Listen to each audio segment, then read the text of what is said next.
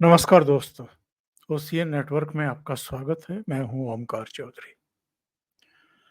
जब 2017 में पंजाब में विधानसभा के चुनाव होने जा रहे थे, तब के प्रदेश कांग्रेस अध्यक्ष और मुख्यमंत्री पद के कांग्रेस की ओर से चेहरे कैप्टन अमरिंदर सिंह ने एक दुस्साहस किया था, एक हिम्मत की थी। उन्होंने कहा था कि राहुल गांधी पंजाब में चुनाव प्रचार के लिए ना आए, हम अपने दम पर चुनाव जीत लेंगे। राहुल गांधी और प्रियंका वाड्रा बस टोकन के लिए एक आध बार गए होंगे तो गए होंगे, नहीं गए। कांग्रेस पार्टी वहां चुनाव जीत गई और कैप्टन अमरिंदर सिंह को मुख्यमंत्री बनाना पड़ा। लेकिन उसके बाद जो कैप्टन अमरिंदर सिंह के साथ हुआ, वैसा अगर हम अतीत की राजनीतिक घटनाओं में झांक करके देखें तो इंदिरा गांधी के समय हुआ हो तो हुआ हो मुख्यमंत्रियों के साथ इस तरह का सलूक जैसा कैप्टन अमरिंदर सिंह के साथ हुआ कि विधायक दल की बैठक बुला ली गई नेता बदलने के लिए, मुख्यमंत्री दूसरा बनाने के लिए, और कैप्टन अमरिंदर सिंह को पता ही नहीं था कि विधायक दल की बैठक बुलाई गई है। तो यह खानदान किस तरीके से मक्खियों की तरह, मच्छर की तरह अपनी पार्टी के नेताओं को समय आने पर कुचल देता है, ये एक निकृष्टतम उदाहरण है। एक और घटना मुझे याद आ रही है। इनके पिताजी राजीव गांधी तब तो प्रधानमंत्री भी नहीं थे, शायद पार्टी के महासचिव ही थे। हैदराबाद में उतरे, तब तेलंगाना और हैदराबाद एक ही थे, यानी अलग अलग नहीं हुए थे। आंध्र प्रदेश के जो मुख्यमंत्री थे, अगर मैं नाम गलत नहीं ले रहा हूं, वीरेंद्र पाटिल, वो राजीव गांधी को रिसीव करने के लिए हवाई अड्डे पहुंच गए। कर्टसी कह लीजिए, कुछ भी कह लीजिए, प्रोटोकॉल तो नहीं था, कोई जरूरी नहीं था, लेकिन कर्टसी में वो पहुंच गए और राजीव गांधी ने सबके सामने उनको बहुत बुरी तरीके से झिड़क दिया, डांट दिया। और क्यों डांटा ये तो राजीव गांधी जाने। शायद दिमाग में सनक होगी कि मैं तो इंदिरा गांधी का प्रधानमंत्री का बेटा हूं, मैं तो किसी को किसी के भी सामने डांट डपट सकता हूं, झिड़क सकता हूं, आरती उतार सकता हूं, और वो उन्होंने काम कर दिया। वीरेंद्र पाटिल को जिन तरीकों से हटाया गया था, उसके बाद आंध्र प्रदेश में कांग्रेस का ऐसा बैंड बजा, उसको नानी याद आ गई। अभी जो हरियाणा में होकर के निपटा है, ये जब इसके बारीकी से गहराई में जाकर के तथ्यों की जांच करेंगे तो इसमें बड़ा भारी कंट्रीब्यूशन इस बार राहुल गांधी का भी रहा है। उनकी गलत बयानी, लोकसभा चुनाव के बाद से ही जिस तरह का घमंड और जबान पर भी जिस तरह की कड़वाहट, बदजुबानी जो वो कर रहे थे, उसका भी एक बड़ा कंट्रीब्यूशन रहा। और तमाम दूसरे कारणों पर भी हम चर्चा कर चुके, जिसकी वजह से हरियाणा का हिंदू एकजुट हो गया और कांग्रेस को उसने धर पटका। लेकिन हरियाणा में जो कुछ हुआ है, उस पर कांग्रेस में तो अब थोड़ा बहुत संभल संभाल हो चुकी होगी, क्योंकि इनको तो लगातार हारते जाने की अब आदत पड़ चुकी है। एक शख्स है जो सदमे की हालत में है और जिसको आने वाले जो 4 महीने 5 महीने हैं, वो अपने राजनीतिक करियर के लिए सबसे अधिक चुनौतीपूर्ण दिखाई दे रहे हैं। और ये शख्स कोई और नहीं है, दिल्ली का पूर्व मुख्यमंत्री अरविंद केजरीवाल है, जो कुछ ही समय पहले तिहाड़ जेल से बाहर आए हैं, करीब 5.5 महीने वहां बिता करके। भ्रष्टाचार के आरोप में, शराब घोटाले के मामले में गिरफ्तार हुए थे ईडी के द्वारा। लोकसभा चुनाव के दौरान जरूर इन पर मेहर बरसी थी सुप्रीम कोर्ट की, जब इनको 21 दिन के लिए अंतरिम जमानत पर प्रचार के लिए बाहर जाने की इजाजत दे दी गई थी, वरना तो जेल में ही रहे हैं।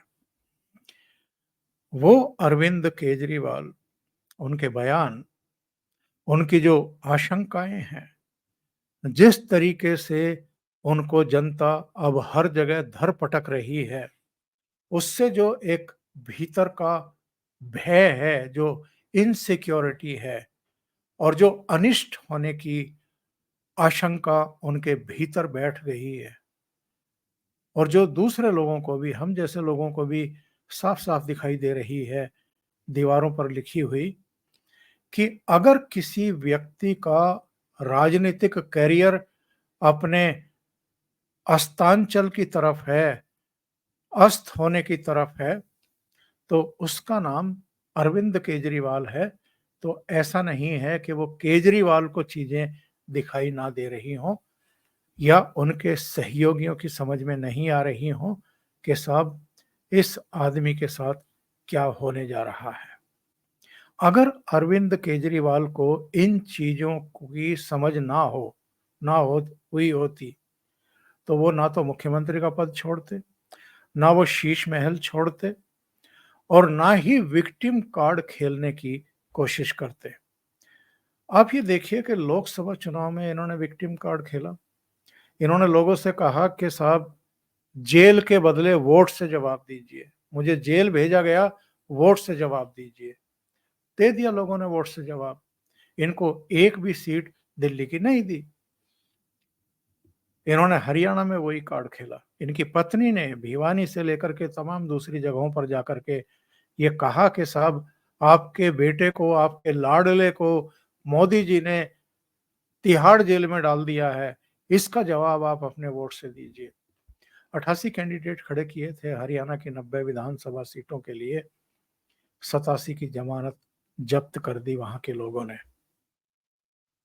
और जहां जहां लोकसभा चुनाव हुए, मतलब सारे ही प्रदेशों में जहां जहां इन्होंने कैंडिडेट खड़े किए, बस पंजाब में 3 ही तो जीते हैं, वहां भी 13 सीटें हैं लोकसभा की, 10 सीटें वहां हारना, एक हरियाणा में, 2 गुजरात में, 4 दिल्ली में हारना, ये शो करता है, ये बताता है कि अरविंद केजरीवाल का खेल खत्म हो चुका है।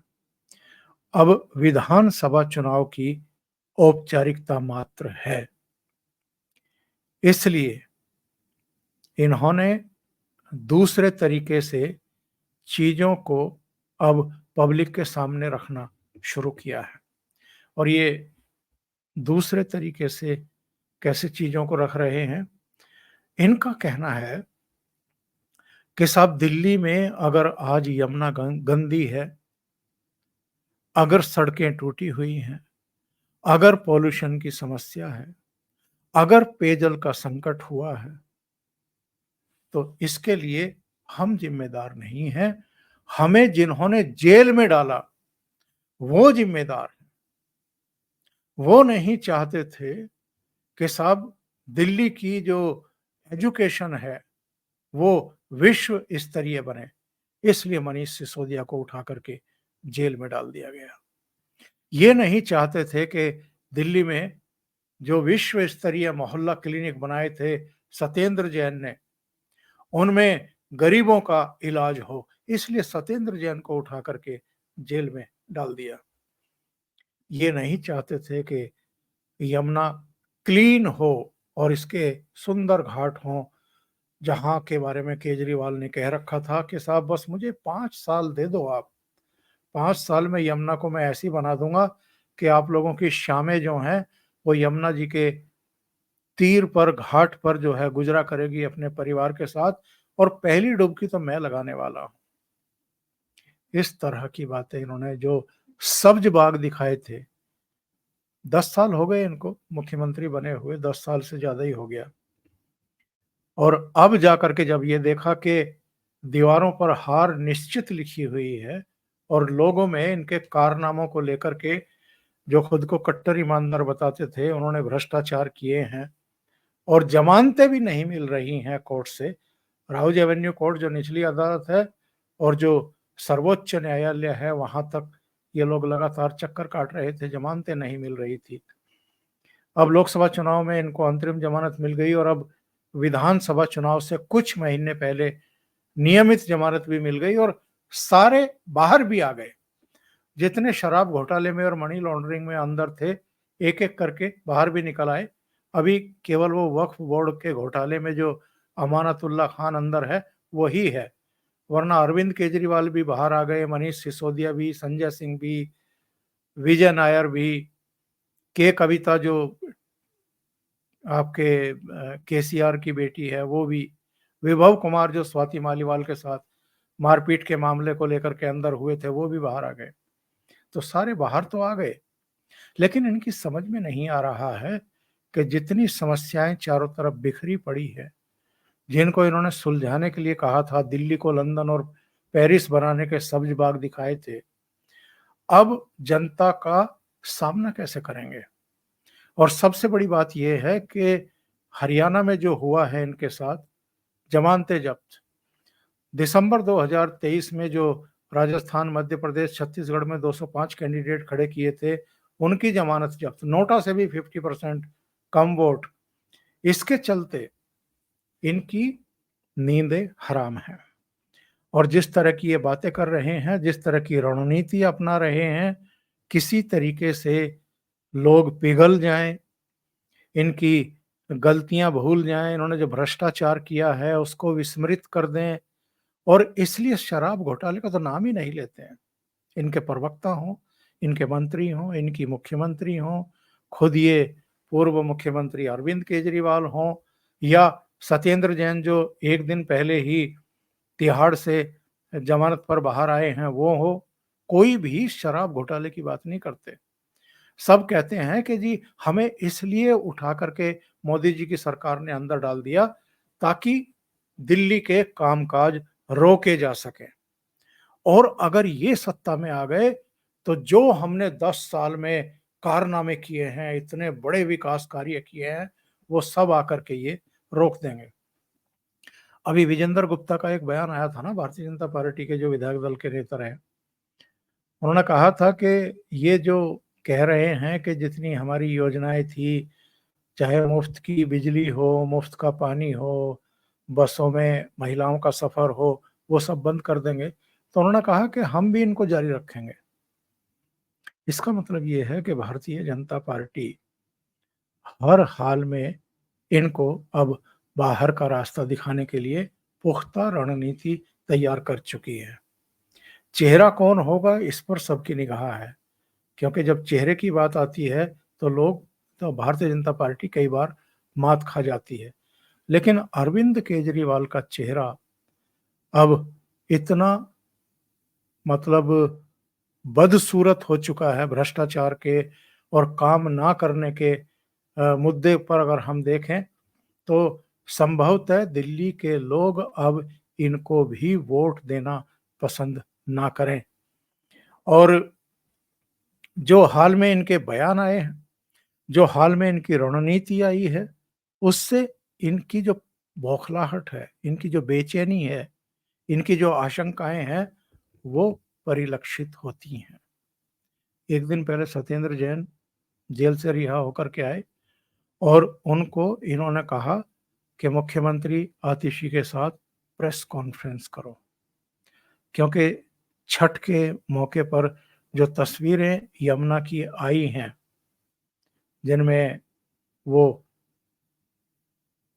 पूरी गंदगी दिखाई दे रही है और सफ़ेद जो बगुले हो गए हैं वो दिखाई दे रहे हैं, झाग दिखाई दे रहे हैं, उससे बड़ी बदनामी हुई इनकी। इससे इनको बड़ा डर लगता है और किस किस तरह की बातें ये अतीत में कहते रहे हैं, उसका भी एक बड़ा दिलचस्प वीडियो मुझे लगता है कि बीजेपी की दिल्ली आईटी सेल ने बना करके जारी किया है। उसमें क्या कहा गया है, जरा सुनिए। चाहे हरियाणा से आ रहा है, चाहे यूपी से आ रहा है, चाहे कहीं से आ रहा है, यमुना को साफ करने की जिम्मेदारी मेरी है। I will not pass blame to anyone. 70 साल की प्रॉब्लम है, ये 2 दिन की प्रॉब्लम नहीं है। चुनाव के वक्त मैंने दिल्ली के लोगों से 5 साल मांगे थे। मैंने कहा अगले चुनाव में मैं खुद डुबकी लगाऊंगा यमुना के अंदर, आप सब लोगों को साफ पानी में डुबकी लगवा दूंगा, नहीं तो वोट मत देना मेरे को। मतलब ये किस तरह की बातें करते रहे हैं और क्या हाल इन्होंने बना के रखा है, इससे पता चलता है। अभी हाल में इनका एक और बयान आया है और ये यमुना पर तो किस किस तरह के बयान देते रहे हैं अलग अलग समय पर, वो मैं आपको सुनवा दूं। हम लोगों ने पूसा रिसर्च इंस्टीट्यूट के साथ मिलके एक सोल्यूशन बनाया, chemical solution, bio chemical solution.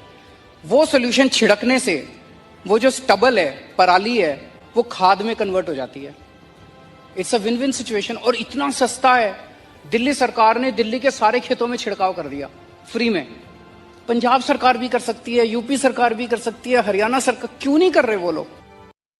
ये बयान उस समय के हैं जब तक इनकी पंजाब में सरकार नहीं बनी थी और कैप्टन अमरिंदर सिंह वहां के मुख्यमंत्री थे। तब तक कैप्टन को भी नहीं बदला गया था, चन्नी भी नहीं आए थे। ये तब के बयान हैं। तो तब तो ये शिक्षा दे रहे थे कांग्रेस सरकार को, कैप्टन अमरिंदर सरकार को, कि जब दिल्ली की हमारी सरकार ये कर सकती है तो वो क्यों नहीं कर सकते हैं। पता नहीं इन्होंने क्या कर दिया था। और पॉल्यूशन फिर भी इतना भयंकर था कि रोज कोर्ट की इनको फटकार पड़ रही थी। उन सारे फैक्ट्री वालों को मैंने दिल्ली बुला के उनसे बात की। आप सोच के देखो, अगर पूरे पंजाब के अंदर हम इतनी सारी फैक्ट्रियां लगा दें जो पराली को इस्तेमाल करके कोयला बनाने लगे, बिजली बनाने लगे, एक तो किसान को 1000 रुपए एकड़ के हिसाब से पराली के पैसे मिलने लगेंगे, जलाने की जरूरत नहीं पड़ेगी। और वो फैक्ट्री वाला खुद आपकी पराली काट के ले जाएगा, आपका कोई पैसा नहीं लगेगा, आपको 1000 रुपए एकड़ मिले। मशीनें आती हैं, वो मशीनें अगर किसानों को दे दो तो किसानों को फिर जलाने की जरूरत नहीं पड़ती। फिर वो मशीन से नीचे का जो पराली बचती है उसको बेच के अपना और पैसा कमा सकते। मतलब ज्ञान का भंडार आप इनको समझ लीजिए, लेकिन करेंगे धरेंगे कुछ नहीं। भाषण इनसे भी कितने दिलवा लो। इनके प्रवक्ताओं से आप दिन में 3-3, 4-4 प्रेस कॉन्फ्रेंस करवा लो, उसका धारावाहिक प्रसारण टेलीविजन चैनलों पर करवा लो, इसमें इनको महारत है। और इन्होंने अभी क्या कहा था, 4-5 दिन पहले की बात है। हमने जितने काम किए थे, इनका मकसद है वो सारे काम खत्म करने का। क्यों? क्योंकि इनकी 22 राज्यों में सरकारें हैं, वहां आवाज उठने लग गई है। जैसे गुजरात का चुनाव में लड़ने गया पिछली बार, वहां जनता इनसे, बीजेपी वाले से पूछ रही थी, भाई केजरीवाल ने दिल्ली में, पंजाब में बिजली मुफ्त कर दी, गुजरात में क्यों नहीं करते? मध्य प्रदेश वाले पूछ रहे हैं कि हमारे यहां बिजली मुफ्त क्यों नहीं करते? वहां पे राजस्थान वाले पूछ रहे हैं, उत्तर प्रदेश वाले पूछ रहे हैं, उत्तराखंड वाले पूछ रहे हैं कि हमारी बिजली मुफ्त क्यों नहीं करते? हमारे महिलाओं की बस यात्रा मुफ्त क्यों नहीं करते? हमारा पानी मुफ्त क्यों नहीं करते? हमारे को इतनी शानदार सड़कें क्यों नहीं? कितनी शानदार सड़कें हैं, जरा देखिए।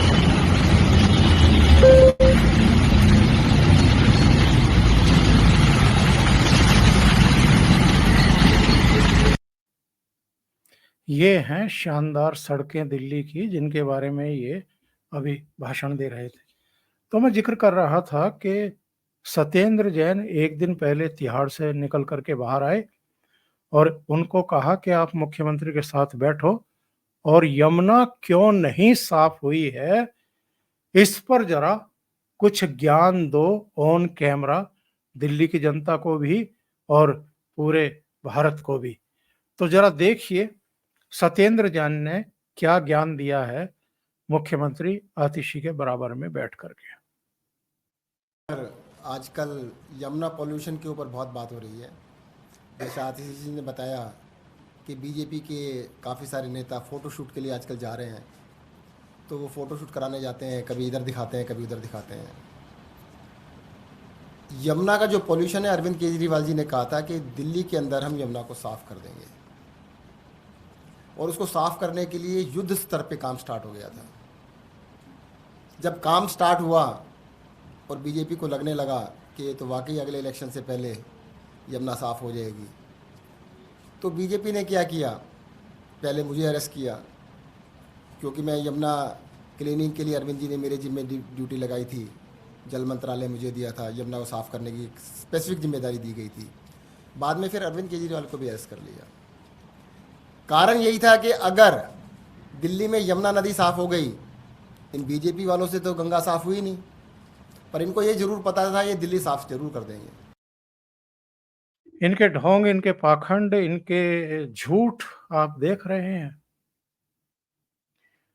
2013-14 से दिल्ली की जनता सुन रही है और देश भी सुन रहा है, क्योंकि ये तो सारे मीडिया चैनलों पर इनके लाइव चलते हैं, तो सारा देश सुन रहा है 2013 से। बस हमें 4 साल दे दो, 5 साल दे दो, दिल्ली को तो हम इतना क्लीन बना देंगे, पूरी दिल्ली को हम लंदन और पेरिस बना देंगे।